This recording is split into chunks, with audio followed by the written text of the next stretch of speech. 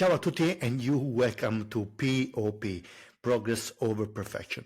In this next episode, I'm going to talk about relationship and how to build a strong relationship with Dr. Christopher Fox. Dr. Christopher Fox is a psychosexual and relationship therapist and is a European certified psychosexologist with over 30 years of experience.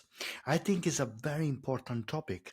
And if you like, please share the program and subscribe and follow me and share the episode with everybody you think need to listen about their relationship. Okay? So let's look the episode and see you at the next. Ciao! People around the world, you're welcome on POP Podcast, Progress Over Perfection, the podcast that will change your life forever.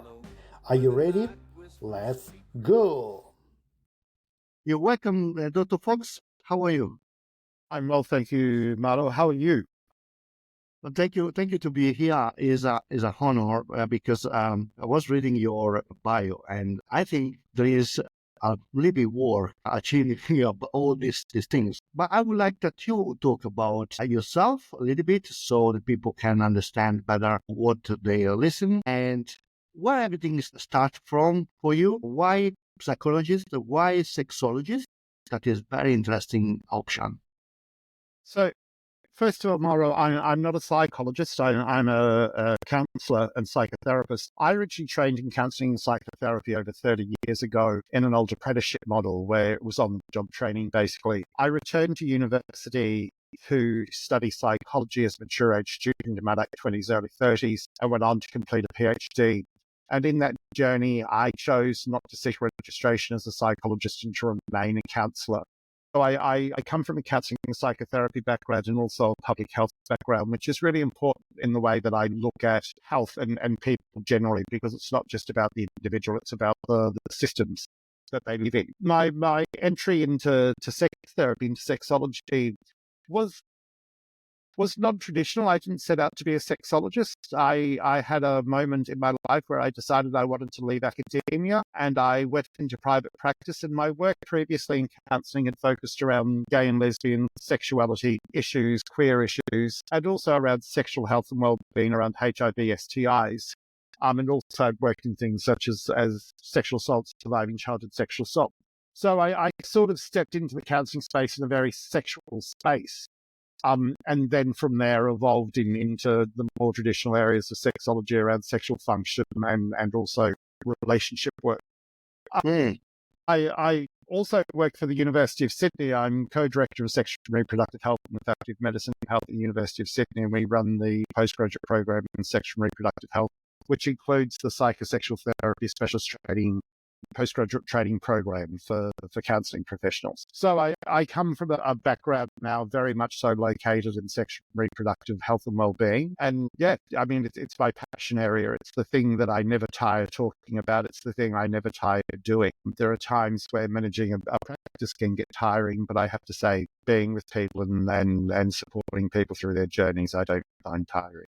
That's great. Thank you to point out the psychology and counseling. Can I ask you, what is the difference between a counselor and a psychologist? Because I think there is a lot of misconception about these two roles. And maybe you can clear up a little bit for our listeners. A psychologist is what we refer to in Australia as a protected title. So to be a psychologist in Australia, you have to undertake a course of study. So it's generally 5-6 years of study or 5 years plus a year internship study, and then you're registered through the Psychology Board of Australia. And counselling in Australia is a non-protected title. It's industry managed through the Australian Counselling Association and packed with the Psychotherapist and Counselling Federation of Australia. And so counselling isn't a protected title. Now, this idea of protected title doesn't mean that a psychologist is better than a counsellor. We actually deal in different areas in that counselling works more broadly. However, there is great overlap between the two professions. But I think the big bits of the important piece of information here is that a psychologist isn't necessarily better than a counselor. There are good counselors and there are terrible counselors, and there are good psychologists and unfortunately terrible psychologists. Psychologists, though, tend to deal more with mental health issues, and particularly clinical psychologists are dealing with psychiatric and severe mental health issues. But of course, within counseling, there's different, within psychology, there are different specializations: counseling psychology, sport and exercise psychology, workplace psychology. So psychology is also a lot broader. Whereas in counseling, a counselor works specifically with psychological well-being, mental health issues. We deal with trauma, we deal with anxiety, we deal with depression. As a broad concept, there are many other areas, but we tend to do a more broader area. Okay, so you say how many years of study a counselor have to prepare themselves to be a counselor? It depends. There is qualifications at the diploma level, which is about 18 months. Yeah, most counsellors are either having a Bachelor of Counselling or a Masters of Counselling. Now, if you're looking at a Masters of Counselling, you generally have an undergraduate qualification of 3 years, 3 or 4 years, and then you have a 2-year Masters. I believe, I'm not speaking with complete authority here, but I think the majority of counsellors in Australia would have a Bachelor's qualification or a Master's qualification in counselling. So you're looking at 3 to 5 years worth of study. It's the areas of study are different to the areas of study in psychology, though. And thank you, Chris, to clarify this. I think it will be very interesting for everybody understand better what is the difference between the two, and be talking with the psychologist and the counselor, and people maybe can choose in best interest what is the best fit for them. But you're here today because I read an article that you wrote few months ago about the scaffolding, the idea of scaffolding the relationship. Yes. What do you mean with scaffolding the relationship? Scaffolding the relationship. In my work, I do with relationships, not just couples, but relationship. It's people often come in and sit in front of me, and I use this little narrative, this little story to illustrate. They sit in front of me and say, we tried going out on date night. And I look at them and go, and how did that go for you? Already knowing, because chances are it didn't go well, because people think going out on date night is going to help the relationship. But if we're not used to talking, communicating, connecting, going out on date night means we're not going to communicate, talk, or connect there either. So scaffolding is that idea that, we have to build a scaffold, something to support the relationship on. And how I illustrated it in my work is I often hold a pen up for people and I say to them, what holds the scaffold? What holds the bridge up in the air? And people say foundations. It's like, correct, foundations. But what's between the foundations and that platform is scaffolding. And scaffolding, if you think of a building site, now, if on a building site, there's often scaffolding. Scaffolding is small pieces of timber, wood, bamboo. I've been in Hong Kong and on building sites, 10 stories up where it's nothing but bamboo and rope. But it's small pieces of metal or wood or brick that are glued, welded, screwed, tied together to form a super strong structure. And a relationship needs to have a super strong structure to support it. And so scaffolding are those little things that we can do that help form the super strong structure. If we're in a relationship and we're going to go out on date night, we have to scaffold the relationship. Of course, as a sexologist, as a psychosexual therapist, I deal with sexual issues. And, people come in, we're not having sex. And it's like, yes, because your relationship is a scaffold. We need this idea of doing small little things to build a super strong structure. And that's how we support our relationships. And again, it doesn't have to be romantic love relationships, life relationships. It can be friendships. It can be business relationships. Relationships need to be scaffolded. What are the main tools and things that you need to scaffold this relationship? So, okay, there are many things that we can do. One of the first things I often ask people in relationships to do is to make time for the relationship. And, relationship time, we have to spend time being together. And it's not being together and talking for an hour at a time. It's being together and talking and having simple and easy conversations. And so here I talk to people in relationships about, in relationship time, it has to be a simple conversation. Now, I'm going to take a sidestep here and just explain what a simple conversation is. A simple conversation is one where if I ask you a question, you don't have to think about the answer. Yeah. So a simple conversation is, how was your day? A simple conversation, how are you? The person responding doesn't have to think about it. If we have to think about the answer, that's what we call a big conversation or a complex conversation. And when we're scaffolding a relationship or creating connections, they have to be simple conversations. And so I often suggest to partners in a relationship to sit down at the end of the day together, and one of them simply asks the question, how was your day? And then, of course, that person listens. And it's in the listening that we actually form the connection with people. So when we're listening to understand what the other person's saying. We're not thinking, well, what are they talking about? Or here we go again. Will they ever shut up? I didn't send that email. Listening requires us to pay attention to what the person's saying and then demonstrate that we've understood. And this is the next little skill that we need. It's not just saying, yeah, I heard you, I understand. It's actually putting it into your own words. So you had a really good day today, Mauro. You're really enjoying what you're doing. And so it's in that demonstrating that we're listening, that we're strengthening that connection. So first and foremost, we need to start having simple conversations with each other without distractions. So when I say to people, no teas, no telephones, no tablets, and no television. I also suggest if there's children or pets involved, the children and or pets are not ignored. But, this is about the people in the relationship time. Yeah, the focus is on the partners in the relationship. And we only need to spend 5-10 minutes doing this once a day and doing it regularly, daily, to make a difference. So the very first thing I think is that making relationship time where we can have simple conversations to start building connection. What is your thought about why couples are together maybe for 20 years, at one point they stop having even just this small conversation? We start taking shortcuts. We get busy. We forget to focus on our relationship. One of the things in scaffolding a relationship and having a relationship is that we actually have to focus on our partner. Now, it's really hard to stand and face our partner or to focus on our partner all the time.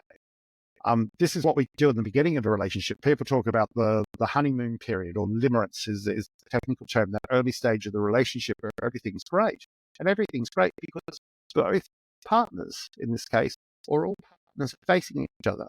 But of course, when we get on with life, we have to focus on family, we have to focus on work, we have our own interests, and we have to remember at times to bring ourselves back in to focus on our partner.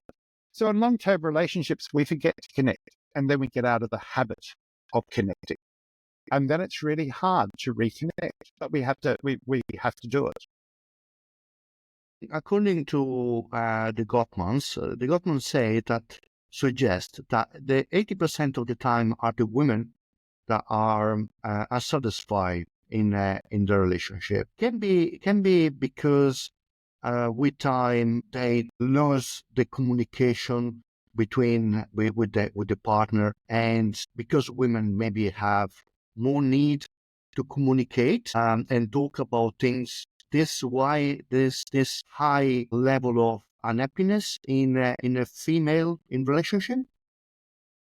I don't know that it's necessarily only women that are unhappy in the relationship in relationships. And I think in some ways, in having this conversation this way, we contribute to the idea that men and women are so different. But in times, I think there is greater variation within men and within women than between men and women. One of the things that I find in the work that I do, it's about 50-50. 50% it's women, 50% it's men. It's and of course I work with a lot of same-sex attracted couples. and also a lot of poly couples. And so I see a much broader mix. And often there is a loss of communication. And one person, it also depends on things such as languages of love, which we can come to in a minute. But I think it's a lot broader than just men and women. No, I was curious because I was studying this paper from the Gottman the other day, and come out this conversation. She was saying, Julie, she was saying, 80% of chance that a woman is the unsatisfied, the easier to be unsatisfied in the relationship. She said this is why 80% of the time who file for divorce is a woman.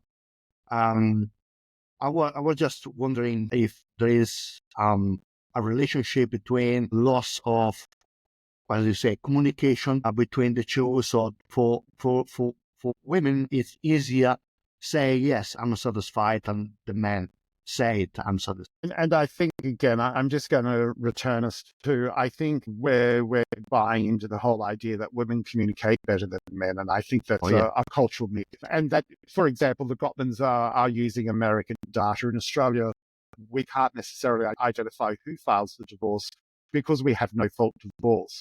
And so either party can file for divorce. It's not because one party is more dissatisfied than the other. In fact, what happens, both parties generally are applying for the divorce process together. So, and again, I think we need to look at some of the uniqueness of Gottman's work within that United States, within that American culture that exists. Because I'm going to say, I think it would be very difficult in Australia to determine who files for divorce because we have no fault divorce. So it's not one person filing over the other person. No. But I want to bring us back to, I think the big thing here, it's not communication is about connection. And where there is limited or no connection in the relationship is going to start to falter. And there's going to be dissatisfaction experienced in the relationship. And if the partners in the relationship aren't turning in and facing each other from time to time, they're going to start turning, the greater the dissatisfaction, they'll start turning away from each other. And that's where we really start seeing problems, because then I use the analogy, they're standing back to back. And it's like, how do you move forward together if you're not actually even standing side by side, but you've moved away from the relationship and standing back to back? So do you think communication is one of the major issues in relationships? I think communication is one of the issues that needs to be addressed, and often the first issue that needs to be addressed in a relationship, because a relationship is based around communication, and doesn't really matter what the relationship is, whether it's romantic or a business relationship or a friendship, it's based around the idea of people communicating. So I think that's one of the first things, and always the first thing that I start working with. So after the communication, what we need to scaffold the relationship? What's the next step? Once we've got people making time for the relationship, and we've got them communicating, actively engaging with each other, listening to understand, building rapport and connection, I think it's then important that we look at things such as using, our partner's language of love. Gary Chapman, 20 years ago, I can't even remember now, came up with this idea of languages of love.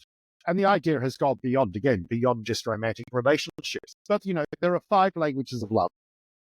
So a language of love is how we like to hear love being expressed to us. So there can be words of affirmation. You're beautiful. You're a wonderful person. You're great. I love you. I think you're attractive. So words of affirmation. Physical touch. Now, physical touch isn't necessary or unlikely to be sex. It's that hand-holding that may happen when we're sitting together watching television on the couch or walking along. Or for some listeners, when you're sitting in the car driving and you're sitting beside your partner, and your partner or you put your hand on the other person's leg and just rub. It's that simple little touch. Can I say here, it is not pinching your partner on the bum. And here I'm talking more to penis owners than vulva owners. There is nothing more annoying, and to any vulva owner out there that's got a penis owner as a partner, a male partner, feel free to pinch him on the bum or pinch him on his testicles as you walk past, because they'll finally get the message, don't do it. It's really frustrating and annoying. But of course, there's physical touch. Then there's acts of service. Now, acts of service are the things we do for other people. baking, cooking, washing, cleaning, words of affirmation, physical touch, acts of service, giving and receiving gifts is another key thing. And it's not about the value of the gift.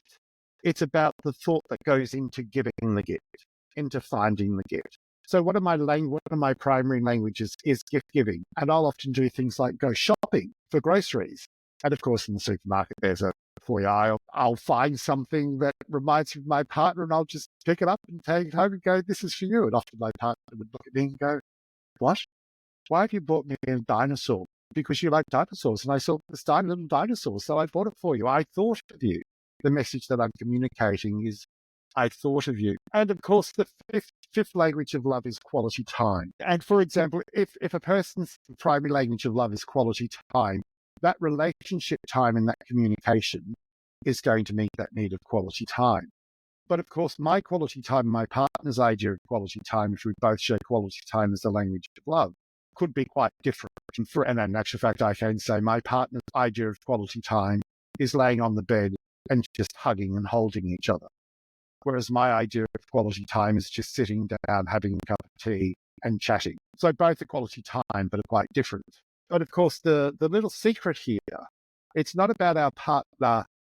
Not about us communicating our partner in our language of love. I have to communicate in my partner's language of love. You have to communicate in your partner's language of love. Yeah. So, and what I use with my clients when I'm working with relationships and talking about languages of love, if your language of love is acts of service and you're cooking and cleaning and doing things around the house and doing gardening, your partner will go, oh, that's nice, dear, thank you. But it's not going to communicate love to them. And so, if there's this quality time, well, if you're doing acts of service, there is no love in that because that's taking you away from your partner. So the secret with languages of love is to learn to identify your partner's language of love and then communicate in that way. And how we develop these languages of love? How do we develop or how do we learn about languages of love? We learn as an individual, how we go to a good therapist would be my immediate answer, of course. No, look, there is a website, 5 languages. If people just Google languages of love, there is no shortage of information. Gary Chapman has a wonderful website with his questionnaire that identifies the languages and notes on each language. There is the original book, 5 Languages of Love. It's a good read. It's a simple read. So yeah, there's lots of resources out there on languages of love. The big message is, though, we have to communicate in our partner's language of love. And our partner has to communicate in our languages of love, not telling our partner, well, this is how I express love, so you've got to get used to it. That's not a relationship at all.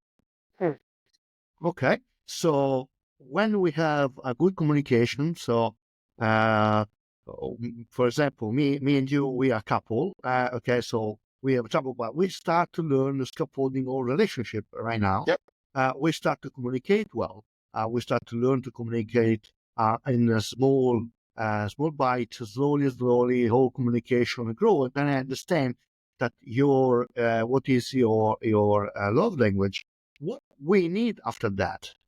Well, then we can start talking about, we're starting to strengthen the relationship. So, and Mauro, I'd like to say you're making a really good partner here. You're listening to understand and you're demonstrating your understanding. Thank you. Just remember, my language of love is giving and receiving gifts. I do like gifts, by the way. So, we've started to strengthen. We've started to scaffold the relationship. And then it's about introducing physical intimacy. And again, I'm not going to talk about sex necessarily, or sexual intimacy, or even erotic intimacy. I'm just going to talk about simple physical intimacy. Sitting together, physical touch, holding hands, but purposefully doing it, not incidentally doing it. There's an exercise I have to get partners to do, and it's an exercise that I've taken from Tantra and revisioned as a way for a couple, and predominantly couples, but it works in poly relationships, in multiple partner relationships. But, it's a simple exercise. It's called heart holding. And I ask people to simply stand and face each other, because we're often in the therapy room, but if they're doing it at home, they're listening to this, they want to have a go after it. You can be sitting on the floor or sitting on the bed facing each other. And if you put a right hand on each other's heart, remembering that everyone, that your heart is in the center of your chest. If you've learned CPR, if you've done done first aid, when you're doing chest compressions, your hand is in the center of the chest, and you rest your hand on each other's heart. And then you gently look into each other's eyes and just spend 2 or 3 minutes grounding. It's surprising how that simple little exercise can be so moving for people. Quite often in the therapy space, and in the retreat space when we're doing these exercises, people cry because the strength of the connection is so strong. And it's a very simple thing. Heart holding is a simple activity that people can do, but also just encouraging people to touch and stroke each other. Simple, purposeful intimacy doesn't have to be erotic or sexual intimacy, but just that physical intimacy. Makes sense. I used to usually with my couples, I ask them to look to each other for a few minutes. But I never did with the hand in the arm. Heart. Heart. And Mauro, isn't that just getting couples to look at each other, get them to hold hands? Yes. And gaze at each other. Yes. And look at each other's eyes, which is really quite difficult to look into another person's eyes. On relationship retreats, when we're running relationship retreats, we start the eye gazing activity within the first session. And every hour when we're together for the first day, relationships retreats start on, let's say, a Friday evening. And then Saturday we're working. And every hour we're together, we incorporate some activity where we're asking the partners to gaze into each other's eyes, because it's actually really hard to sustain that very intimate moment of gazing into each other's eyes. People blink, people laugh, people giggle, people look away, people just go, I can't do it. And again, it's getting into the habit of doing it, and it's learning a skill. We don't necessarily live in a society where we look into each other's eyes so much anymore. So that power of just being together, holding hands and gazing into each other's eyes could be enough. That idea of using hand on each other's heart and just feeling the warmth of the hand is very grounding and also very connecting. It's very intimate. It's much more intimate. It's much more intimate than we think it can be. Especially because you give, first you take some time to do that, and plus there's a exchange of energy between you two. That's correct. Yes, there is an exchange of energy. So one of my colleagues and I in our relationship retreats, when we used to run relationship retreats together many years ago before they moved overseas, even we were quite moved. We were good friends. But of course, we would demonstrate to the participants the exercise of heart holding. And, the two of us were always we were moved and always surprised about how powerful that exercise was, even for us as a non-romantic sexual couple who were just two really good friends who were comfortable with each other and, a very strong connection. Well, thanks, Christopher. This was a very good insight, especially for me, because seeing all these couples sometimes have struggle to even look to each other. This can be something I can integrate in my sessions. What else we need to scaffold properly a good relationship? So there's a couple of other things I often ask partners in relationships to do. One is their greeting. So when you come home, and then this is part of making relationship time. So the arriving home partner needs to greet the at-home partner. Now, does it really matter? No, but it's, if you're coming into somebody's space or into a space that somebody is already in, we tend to approach them. And, I think it's in that act of, coming home and approaching them. And I often say to people, if you've got children who are greeting you at the door, simply put your hand out and say, stop, I'm going to greet mummy, daddy, whatever term you use for the other parent or the other person in the house, and then I'll come and give you a hug. And, I say to partners, come together and hug each other. And also kiss each other. And don't just air kiss or cheek kiss. Mauro, I'm going to say, I'm sure when we meet, chances are, because you're Italian, because I come from a Maltese background and I spent an awful lot of time in Europe, chances are we will do the chick kiss greeting type idea. But when we're in a relationship, no, kiss on the lips. And I say to partners, hold it for 8 seconds, I think it is. I can't remember. There was a silly little research paper, a very good, but silly little research paper that said something you had to kiss for 6 or 8 seconds. Your lips had to stay together. And I just say to partners, when you kiss each other, lips together for 6 to 8 seconds, you don't have to tongue each other. It just put your lips together and hold it with meaning. So that idea of coming in and greeting your partner and hugging and sitting down and not being distracted. So when I'm talking about relationship time right at the beginning, I get them talking about how they're going to greet each other. Then I say within 10 minutes of coming home, sit down together. I say you can do a wee, you can wash your hands, but you can't sit on the toilet and do a poo. You can't have a shower because those things take too much time. This is about creating connection. Because what happens in relationships, partners come home and we feed the kids, we bath the kids, we put the kids to bed, we have our own meal, and then we sit down together. And you're tired. Yeah. Is my general response. Yeah, we're tired. Too tired to be able to connect. You need to connect earlier. That idea of that initial connection is really important. So, and the other thing I say to couples, and there is no sides in this whatsoever. This is a beautiful story from one of my best friends. Her grandparents, I think, were celebrating their 70th wedding anniversary. And, Nan and Pa, we were all the family was there. I was a family friend, but, I was part of the family. We're all there. And somebody says to Nan and Pa, how have you lasted so long? And Pa said, we always say before going to sleep, I love you. No matter how angry we are with each other, we always say, I love you. And Nan piped up and said, there are times where, I could have simply murdered Pa. But no matter what, I always said, I love you. And, I often encourage my couples to do the same thing, my people in relationships to do the same thing, to say, I love you, particularly before going to sleep. And, I went together. I was in a relationship for 14 years. And it was a habit that we got into. And what used to surprise me is that if we fell asleep without doing it, we'd actually do it in our sleep.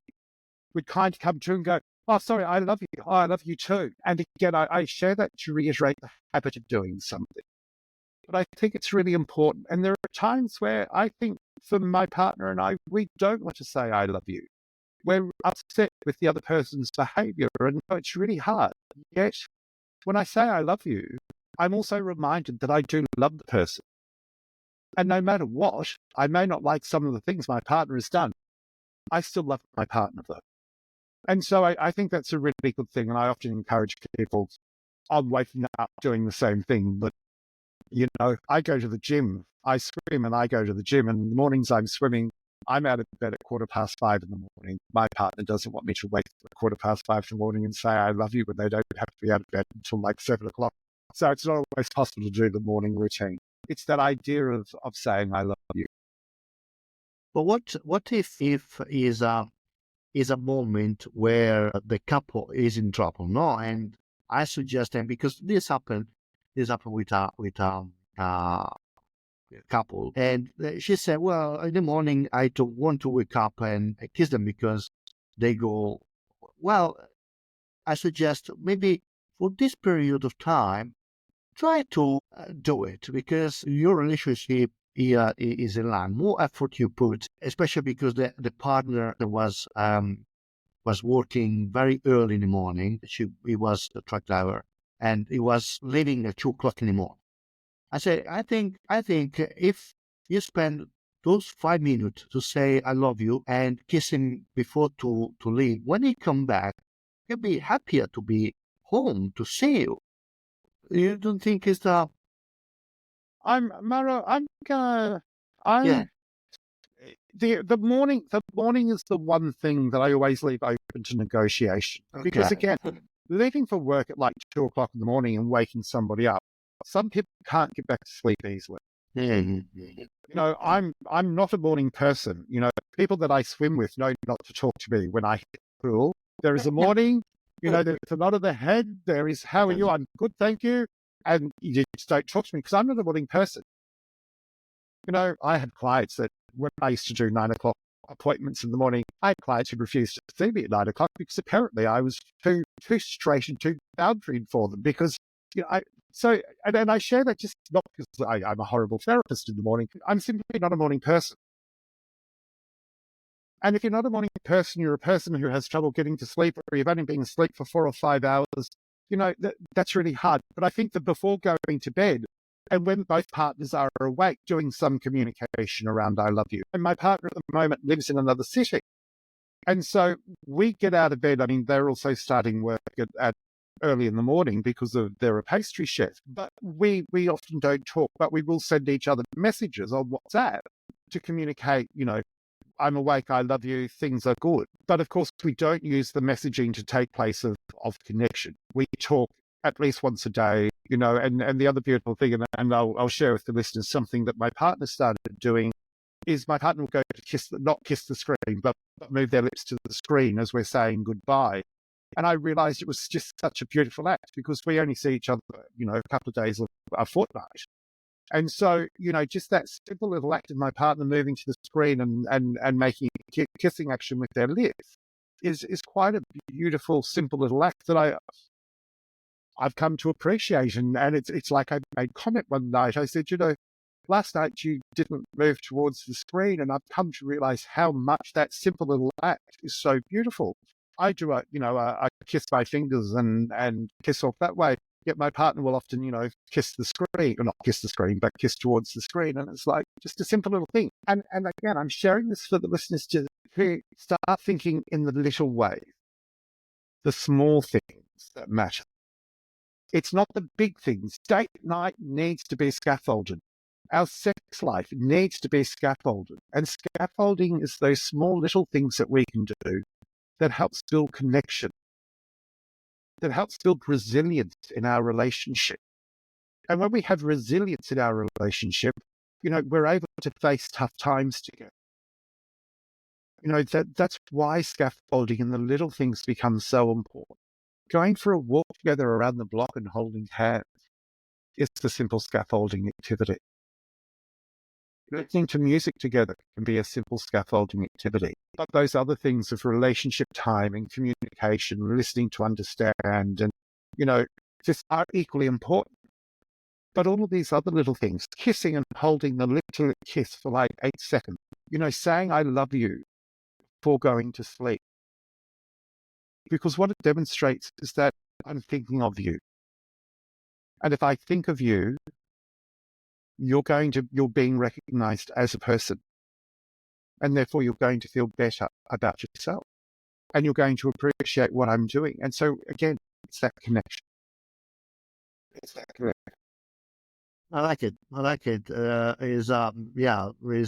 love everything you just say, and I agree with you. Is spending this time to reconnect when we come from work and after a long day is very, very important. What else we need to scaffold and make stronger relationship? What do we need to make a stronger relationship? Okay, I think it's just those simple acts. We need to think it's the small little things that we do that form a super strong structure. If people think of, for example, the Sydney Harbour Bridge, yes, the Sydney Harbour Bridge, the great coat hanger of the east coast of Australia.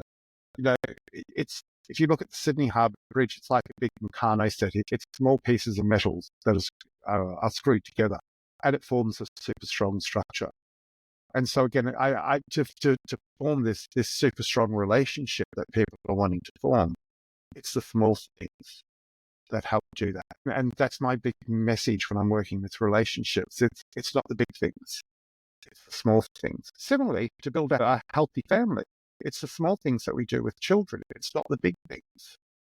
Often with separating parents, where there is a young child, particularly an infant involved, I'll often get parents thinking about, when they're talking about access and custody and seeing the child. It's like, when we're dealing with babies and infants under 2, it's frequent, small amounts of contact, not a huge amount of contact that makes a difference. And similarly for children, we have to remember that we're only grown-up children. Therefore, the same sort of things still apply to us. It's the small little things that make up the platform that will support the relationship. When we talk about resilience, And here I'll just talk about resilience generally as an individual. They're small activities. Resilience building is around small activities. When we're talking about relationships, it's the same thing. It's small activities. Getting couples maybe thinking about doing gratitude statements. And here I'm just going to say, I would launch into doing gratitude statements on a daily basis. Again, this is a skill and it's a habit we have to build. And I just say to couples, every 2 or 3 days, when you're sitting down together doing relationship time and having those simple conversations, just give a gratitude statement. I'm grateful to you because you did the washing yesterday. Or I'm grateful to you for cleaning the floors last night. Or I'm grateful to you because I was in a really horrible mood on Saturday and you just sat with me. And I really appreciated you just sitting with me. Just simple little gratitude statements. Do you think all of these things lead better physical sex life? So do you think that people have a discrepancy between each other in sex, for example? This can be a contribution of this difference? I don't know that it's a contribution to the difference, but it will contribute to building a healthy sex life. So to have a healthy sex life, we have to have a scaffolded relationship, a strong relationship. Sex doesn't just happen. And I mean, it's that idea that often we think, we start kissing and being intimate, and that's the beginning of foreplay. Well, no, foreplay can start days, hours beforehand. And to be able to have conversations about sex, we have to be able to have conversations, and having conversations about sex. I mean, I'm a sex therapist. I talk sex all the time with people, and it's never easy to talk to people about sex because, first and foremost, there's not a common language about sex. And so it really does take that skill of listening and listening to understand. When we're talking about sex, we start off scaffolding the relationship. And once we've got the relationship scaffolded, then we can start having conversations about sex. Because, again, sex is multifaceted and is often driven by what we desire. We do what we know works for us, but is that likely to work for a partner? And it's often through trial and error that we understand how things are happening. So that conversation about sex in the relationship is a lot bigger. And I'm going to say, I'm more than happy to come back. We can have another conversation about how do we talk about sex in the relationship, because I'm going to refer back to this conversation to start with. Yeah. But of course, the idea that, quite often people present to us in therapy because one partner has a higher drive and the other partner has a lower drive. This is not a problem. In actual fact, this is normal. And it's not always men, it's owners that have the higher drive. About 50% of the time, it's vulva owners, it's cis women or people who identify as women, not just cis women, people who identify as women who have a higher drive. And so it's this idea around, we live in a society that says everybody should be having lots of sex. And here, swear word warning, everyone, bullshit.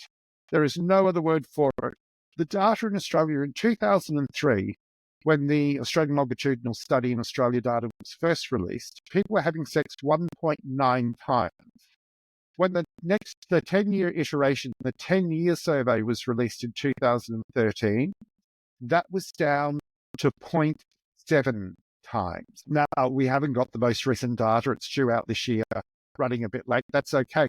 But we've actually reduced the frequency of sex from 1.9 times a week to about 0.7 times a week, mainly because we're more engaged in things like technology and social media.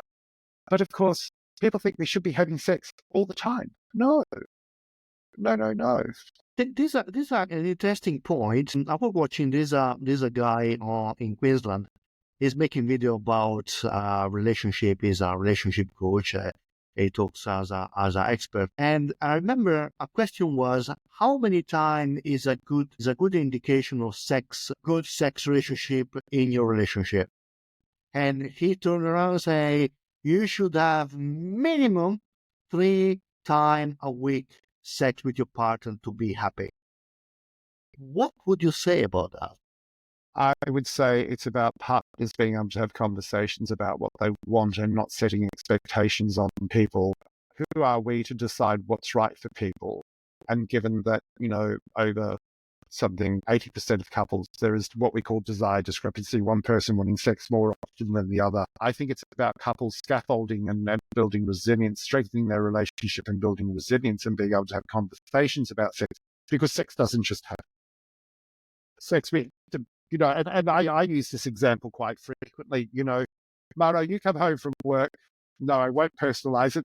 I come home from work and I've been thinking about sex, since midday. I get home at 7 o'clock at night. That's 7 hours I've been thinking about sex. Guess what? I want to have sex. I say to my partner, do you want to have sex tonight? My partner looks at me and go, no, I've had a really shit day. I'm tired. I've got to be up early in the morning. It's not going to happen.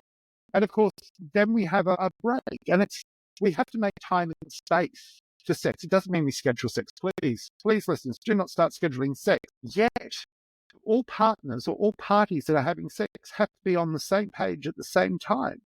And so it's not a case of just out of the blue saying, do you want to have sex? Well, or even starting sex, kissing and being intimate and being sexual and erotic. It's about actually making time in our relationship where we're both ready to have sex. And I think that's one of the things that often gets missed. I would never subscribe that people have to have sex a certain number of times a week.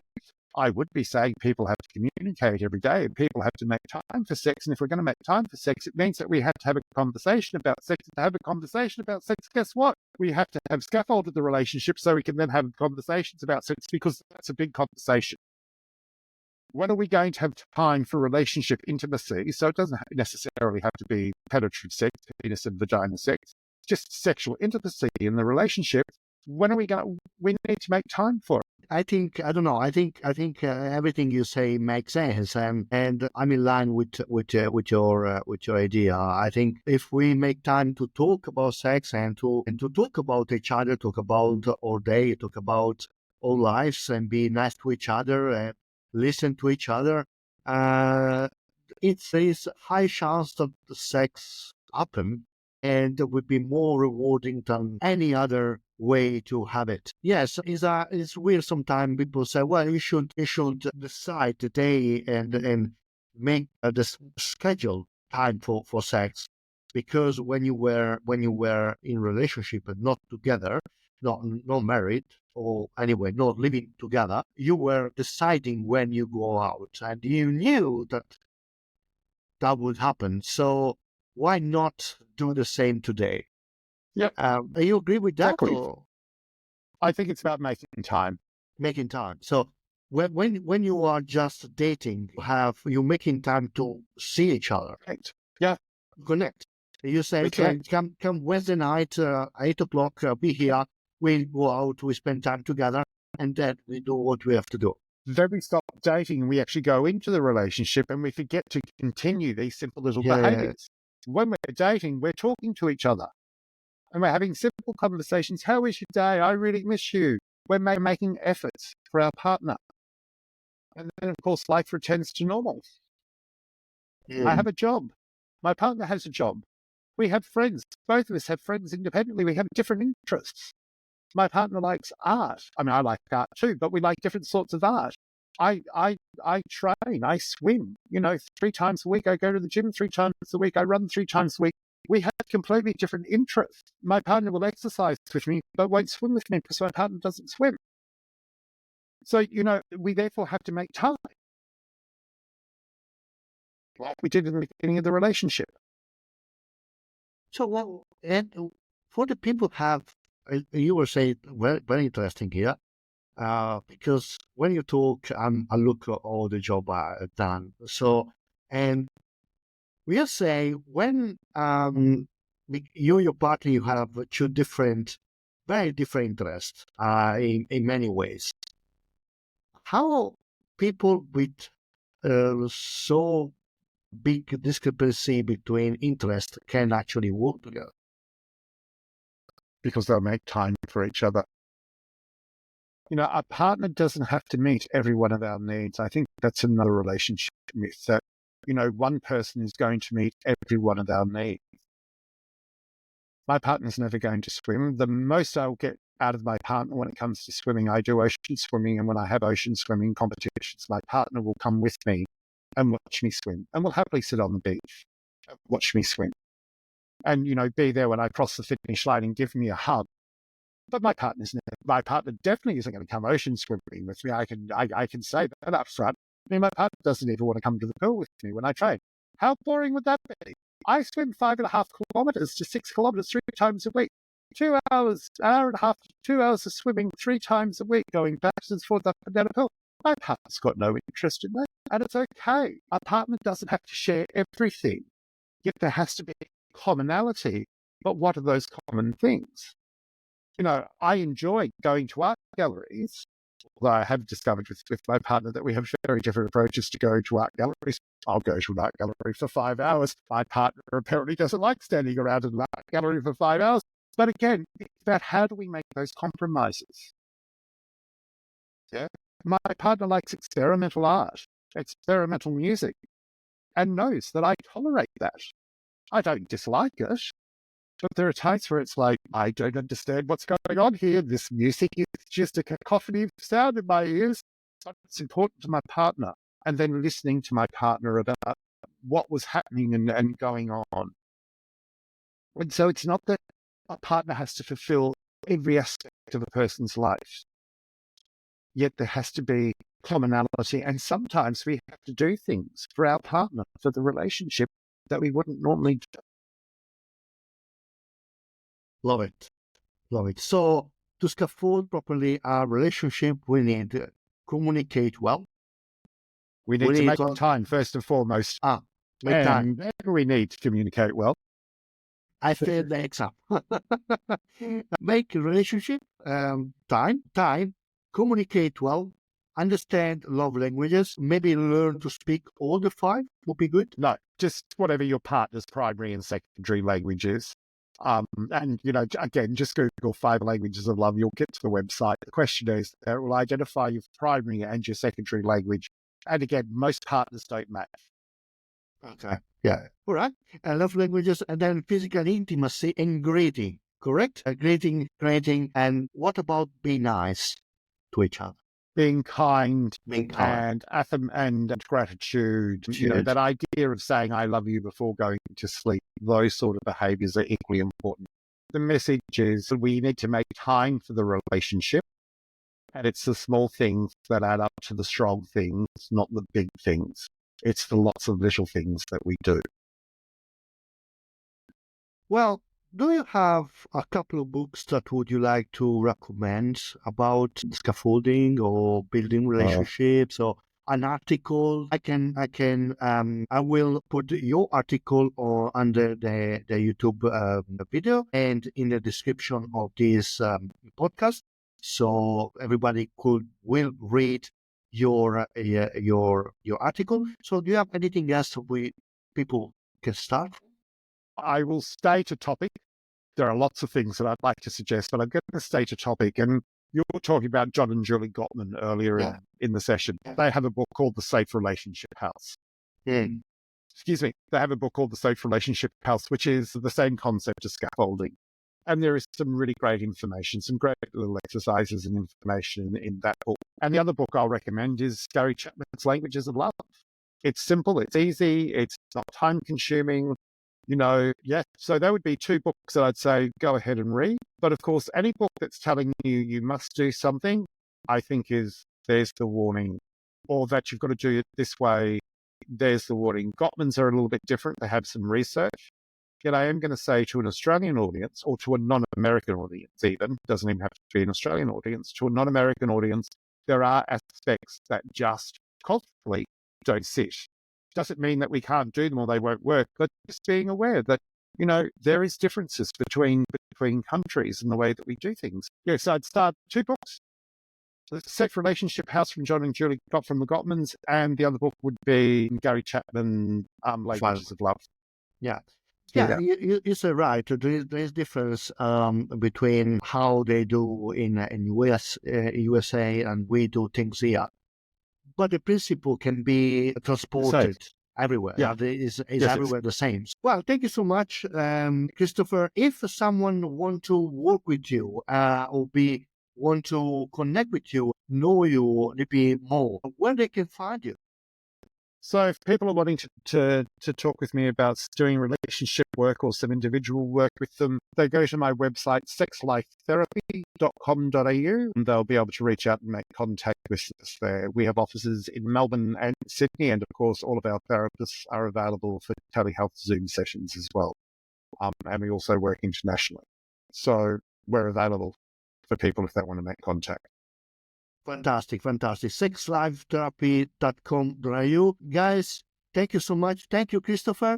We are at the end of this podcast. Listener, if you like what you just listened, just subscribe and follow and help me to grow this podcast, this channel, so I can make better content. And if you have any request, I'll be here and I try to find the right people to talk about what do you want to listen. Thank you so much. See you next time. Ciao. Ciao, Chris. Ciao. Ciao, ciao.